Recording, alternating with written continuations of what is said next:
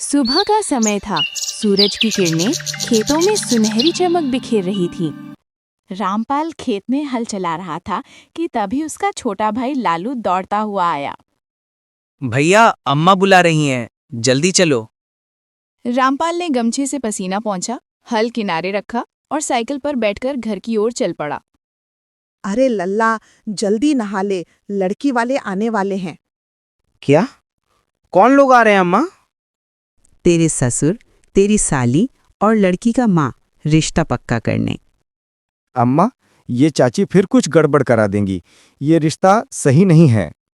चुप कर, ठाकुर खानदान से रिश्ता आया है, तू बस नहा धोकर तैयार हो जा। थोड़ी देर में लड़की वाले पहुंच गए। घर में मिठाई, चाय, शरबत का दौर चला। तो बेटा, क्या करते हो तुम? खेती बाड़ी कर लेता हूँ बस। कितनी जमीन है तुम्हारे पास? 10 बीघे जमीन है हमारे पास। रामपाल चौंक गया। असल में उनके पास 2 बीघे से ज्यादा नहीं थे। ट्रैक्टर तो है ना?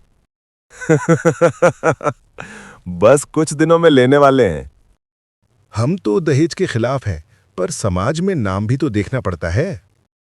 हम दहेज नहीं लेंगे, ये हमारी सोच के खिलाफ है। ये सुनकर गोपाल खुश हुए और रिश्ता वहीं तय हो गया। लेकिन रामपाल के मन में बेचैनी थी। बापू, आपने झूठ क्यों बोला? ना हमारे पास 10 बीघे हैं, ना ट्रैक्टर। अबे चुप कर, शादी के बाद सब ठीक हो जाएगा।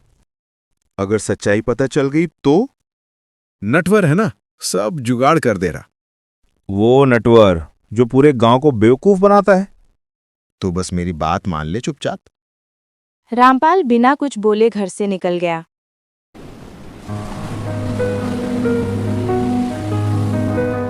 शाम को वो अपने दोस्त मनोहर के साथ दुकान पर बैठा था।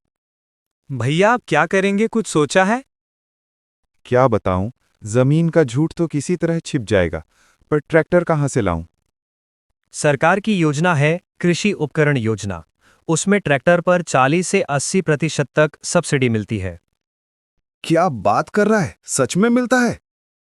हाँ भैया, आधे दाम में ट्रैक्टर मिल जाएगा। बस कागज पूरे करने होंगे, आधार, खतौनी, कृषि कार्ड वगैरह। रामपाल के चेहरे पर उम्मीद की चमक आ गई। घर लौटकर देखा तो बापू के पास वही नटवर बैठा था। देख बेटा, चिंता मत कर, ये सब काम नटवर ही करवा देगा। बापू, मैं खुद सरकारी योजना से कर लूंगा। अरे बेटा, मेरा दोस्त कृषि विभाग में है, सब कागज घर बैठे बन जाएंगे। पहले उसका पहचान पत्र तो दिखाओ। मैं ठग हूं क्या? तू बहुत होशियार बन गया है। जा, अंदर जा। रामपाल चुपचाप चला गया। कुछ दिनों बाद नटवर अपने तथाकथित कृषि सहायक दोस्त मंगला को लेकर आया। 8 लाख का ट्रैक्टर दिलवाऊंगा, 60% सब्सिडी, बस थोड़ा एडवांस दो। पहचान पत्र दिखाओ पहले, फिर एडवांस। क्या मैं चोर हूं? रामपाल का शक गहरा गया, लेकिन पिता ने उसकी बात नहीं मानी। एक शाम घर में फोन बजने लगा। हेलो, कौन? नमस्ते, मैं पूजा बोल रही हूँ। मेरे पिताजी आपके घर आए थे।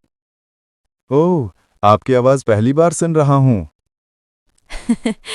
कोई बात नहीं, मुझे बस कुछ बातें करनी थी। देखिए, मुझे आपकी ज़मीन या ट्रैक्टर से मतलब नहीं है। मुझे बस ऐसा साथी चाहिए जो मेरी इज्जत करे।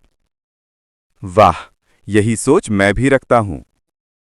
मेरा सपना है कि मैं अध्यापिका बनूं। मैं जरूर आपकी मदद करूंगा इसमें। रामपाल ने हिम्मत जुटाकर सब सच्चाई बता दी। पूजा ने शांति से कहा, कोई बात नहीं, मैं किसी को नहीं बताऊंगी। हमें साथ मिलकर संभालना है। रामपाल मुस्कुरा दिया। पहली बार उसे लगा कि कोई उसे समझता है। 3 महीने बीते, शादी का दिन आ गया। बारात धूमधाम से निकली।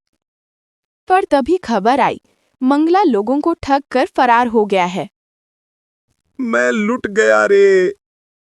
अब क्या करेंगे भैया? उसी वक्त लड़की की मां ने सब सुन लिया और गोपाल चौधरी को बता दिया। तूने झूठ बोला, कहा था ट्रैक्टर है, जमीन है। भाई साहब, मेरी बात सुनिए। अबे चालाकी करता है तू, मेरे साथ चालाकी। मंडप में हंगामा मच गया। सबके सामने सन्नाटा छा गया। बस अब कोई कुछ नहीं बोलेगा। सबके चेहरे पर सन्नाटा छा जा। मेरी शादी मैं तय करूंगी। मैं रामपाल से ही शादी करूंगी, चाहे उसके पास कुछ हो या ना हो। तू ये क्या कह रही हो बेटी? आप सबको जमीन और ट्रैक्टर चाहिए, पर मुझे इज्जत चाहिए। आपने कभी नहीं पूछा कि मैं खुश हूं या नहीं, लेकिन इन्होंने हमेशा पूछा है। अगर मेरी बेटी खुश है तो मुझे भी कोई आपत्ति नहीं। मंडप में शांति लौट आई। फेरे पूरे हुए। रामपाल और पूजा ने एक दूसरे की ओर देखा, आंखों में भरोसा, चेहरे पर सच्चाई। इज्जत, सच्चाई और भरोसा, यही सबसे बड़ी दौलत है।